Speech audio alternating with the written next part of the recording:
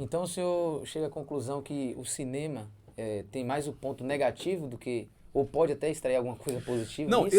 existe o cinema desenvolvido para como uma ferramenta de... como eu posso usar a expressão? Uma ferramenta para ajudar psicologicamente. Existe uma terapia com os cinemas, na área da psicologia. Existem filmes bons. Mas entenda aqui uma coisa, o filme bom ele nunca vai ser uma retratação da realidade. Nunca.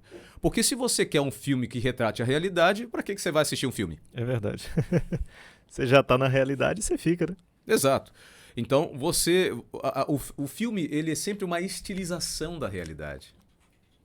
É uma redação da realidade. Então, ele vai contar a história de Igor. Um menino que cresceu, que saiu lá da favela. Não é o seu caso, tá? É o meu caso. Não. Saiu lá da favela. O menino que corria pelas ruas descalço, joelhinho grosso, né? Magrinho. Conhecido como filho do vento. Né? Aí ele se superou. É a história da superação. Tem um homem no roteiro, tem que ter um homem no fundo do poço, tem um homem que se supera, né? O indivíduo que está lá no fundo do poço. Quem nunca se sentiu no fundo do poço? E aí apresenta a ideia de uma superação. Você tem vários filmes que têm essa motivação. São equipamentos para a vida, essa é a expressão. A gente não pode demonizar dizendo que tudo é ruim, né? Não. Nada na vida pode generalizar, né? De forma alguma. Eu sou um cinéfilo. Sou tranquilo, eu gosto de filmes. Desculpa, gente, eu tô meio resfriado aqui. Eu sou um cinéfilo. Mas a gente tem que saber escolher o que vai assistir. Sim. Então, uma pessoa que está em depressão, ela... Às vezes o terapeuta recomenda ela assistir desenho animado. Uma vez um amigo meu ligou para mim dizendo: Carlos, eu vou suicidar. Caramba. Eu não tô aguentando mais, a pressão é muito grande. Você sabe o que eu disse para ele? Cara, faz assim. Amanhã de manhã eu vou estar aí para conversar com você. Já era tarde, né? Ele morava a cerca de 400 quilômetros da minha casa. Amanhã de manhã eu tô aí. Mas enquanto isso, faz uma coisa por mim. Vá pra internet, pega um desenho animado e começa a assistir. Quem é que faz uma coisa dessa, irmão? Não é? O cara pedindo pra morrer. Mas não é isso. É porque o recurso que a animação ou o filme proporciona à mente é para anestesiar. O indivíduo saudável fica anestesiado. O indivíduo que não está saudável vai ficar mais anestesiado. Por que anestesia? Vou explicar. Veja, quando você vai no museu, você tem um quadro à sua frente que você admira. Aquilo a gente chama de um frame. O que é um frame? É um quadradinho onde você... Por exemplo, aqui, ó. Nós temos aqui, se puder projetar aqui a tela. Uma propaganda, que legal, bonita a publicidade. Aí você vai analisar a cor, você vai analisar as letras, você vai analisar o quadrinho ali, você vai analisar o ícone do WhatsApp. Isso é um frame. Agora, quando é uma publicidade em movimento, são pelo menos, no mínimo, 60 frames por segundo. Aliás, mínimo é 30, mas tem os 60 e até mais que isso por segundo. Então a sua mente não tem a capacidade de analisar tantos frames em um segundo. Mas se você parar em frente a um frame, você consegue analisar. Detalhe por detalhe. Detalhe por detalhe. Mas muitos frames passando numa velocidade assustadora, surpreendente, você não consegue, sua mente não consegue. Isso faz o quê? Qual é o recurso? Ou qual o efeito? Isso anestesia você. Isso abduz você da sua realidade. Isso tira você da sua capacidade de reflexão sobre aquilo que você está apreciando. E é isso que o cinema faz. Então, o cinema tem esse lado bom de ajudar pessoas que estão vivenciando dificuldades psicoemocionais. Mas o outro lado também é que, bem, enfim, a gente pode falar mais. A gente vai desenvolvendo. Inclusive, a gente gostaria de relembrar aqui a galera, né? A respeito do nosso patrocinador aí, Luizão Material de Construção. Você que está procurando aí materiais para acabamento, reforma, né? Avenida Brasil, né, Igor? Aqui no Juca Rosa, 115. número 115. 115. Então você pode procurar lá o Atos, a Kedna, né? A galera da equipe da Luizão, equipe top, vai estar atendendo você. Muito bem. Pastor, o senhor estava falando a respeito dessas questões e eu fiquei aqui... Às vezes a gente demora na contrapartida que depois que o senhor fala, porque a gente está aqui processando, né? Caramba, a gente está sendo abduzido por essas questões, né? Meio sem ver, eu tô animado com o assunto de hoje. E aí me veio aqui uma questão que talvez a gente vai entrar num terreno meio pantanoso aqui, mas sei que o senhor tem habilidade para estar transitando por aí. Eu me lembro de um filme, é um filme clássico, né? Que, na verdade, ele foi usado num momento histórico de bastante relevância que a gente conhece quando estudamos na escola e tudo mais, que foi ali no auge da Segunda Guerra Mundial. Os filmes foram muito usados pelas nações na Segunda Guerra, né? Sim. Tanto do lado dos aliados, quanto do lado ali dos países que estavam aliados à Alemanha nazista. E eu me lembro de um desses filmes, lembro assim, né? Eu não estava lá, Igor talvez estava, mas eu não estava. Mas houve um filme que foi justamente desenhado, né, pelo ministro da propaganda daquela época, né, o Goebbels. E foi o filme O Triunfo da Vontade, né? Que era um filme justamente relacionado a enaltecer os ideais absurdos, né, do regime nazista. Mas o que eu queria focar aqui é como o filme ele consegue conduzir uma mentalidade popular, né, a uma ideia que, ao analisar friamente, é absurda, mas conseguiu movimentar toda uma sociedade. Isso veio acontecendo, se aperfeiçoando, e hoje a gente pode perceber que essas obras podem ser usadas na manipulação de massas realmente. Sem dúvida. Por questões políticas. A intenção ainda continua. Talvez não de forma tão declarada, mas existe um eufemismo. O que é eufemismo? É uma declaração tipo de em nome da arte. Arte, a oitava arte, aliás, a sexta arte, né?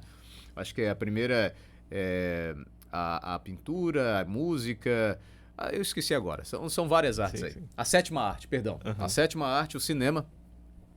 E aí, todas essas artes são englobadas dentro do cinema, que acabou desenvolvendo uma linguagem própria e se posicionando como sétima arte. Então, o cinema ele é um agregador de todas as outras 6 artes. Tudo isso daí voltado, agregado e concatenado, intencionalmente planejado, você tem a capacidade de atingir as pessoas, qualquer pessoa, através dos seus sentidos. A visão, a audição.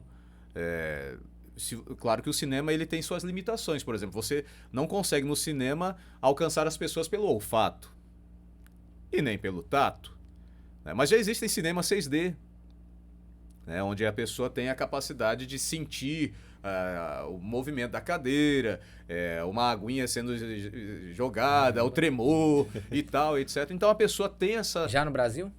Sim, mas isso é simples. Em qualquer cidade aí você já encontra esse tipo de cinema, né? Cinema 2D, 3D, inclusive. Sim. Eu não apresentei. Ainda não tem, né? 3D, inclusive, onde você tem a sensação de profundidade, de largura e altura. Então, tudo isso daí visa alcançar seus sentidos. Detalhe, o cinema é uma indústria. Cinema é indústria, e nada na indústria se faz para perder dinheiro. Então, tudo é intencional. Tudo, milimetricamente... voltado para o dinheiro. Para o dinheiro. Principalmente o cinema da praça de Hollywood, da Europa, enfim, todos, qualquer. Para você ter uma ideia, eu vou responder a sua pergunta, mas só para você ter uma ideia, uma produção, uma longa-metragem simples de Hollywood, custa em média 300 milhões de dólares. Simples, sem efeitos especiais, sem toda aquela coisa assim que é feita para criar uma ficção e te abduzir da sua realidade. Não, 300 milhões de dólares. É um filme. Tá? Então, imagina o filme mais... na época era o Avatar, depois passou a ser Ultimato do Avengers, né? Mas o mais visualizado foi produzido com 900 milhões de dólares e ganhou em torno de 2 bilhões ou mais, quase 3 bilhões de dólares como lucro disso daí, né? Lucro não, dentro de todo ganho de bilheteria. Então é muita coisa. Aí, voltando aqui a respeito da manipulação. O cinema, ele tem essa linha muito ligada à hipnose. muito ligado à hipnose. Uhum. Eu fiz uma análise breve, não muito profunda, a respeito da hipnose e do cinema, da estrutura do cinema, e você consegue perceber a similaridade muito grande da estratégia do cinema com a hipnose. Uma coisa simples para quem já foi ao cinema. Detalhe, pastor, se você nunca foi ao cinema, como é que você sabe? Eu fui ao cinema para fazer a minha pesquisa. Eu Foi fui ao só. cinema para observar quem estava assistindo. Foi aí a primeira vez que eu entrei no cinema. A mãe bloqueou tanto que foi um trauma, hein? Isso já estava no mestrado. No mestrado. Diz Aí que é um no- filho obediente, hein? E eu ainda pedi autorização ao meu chefe. Olha. Aí eu cheguei lá e observei. Então, observe, todo o arcabouço, toda a arquitetura do cinema, ela é trabalhada intencionalmente para alcançar a mente humana e para cativá-la, para manter você preso lá dentro. Você não tem alternativa de dizer, "Pum, vou zapear, né, vou parar, vou avançar, vou retroceder", enfim, você não tem isso no cinema. Então, se você não tem isso no cinema, você é refém de tudo aquilo que a indústria propõe para você.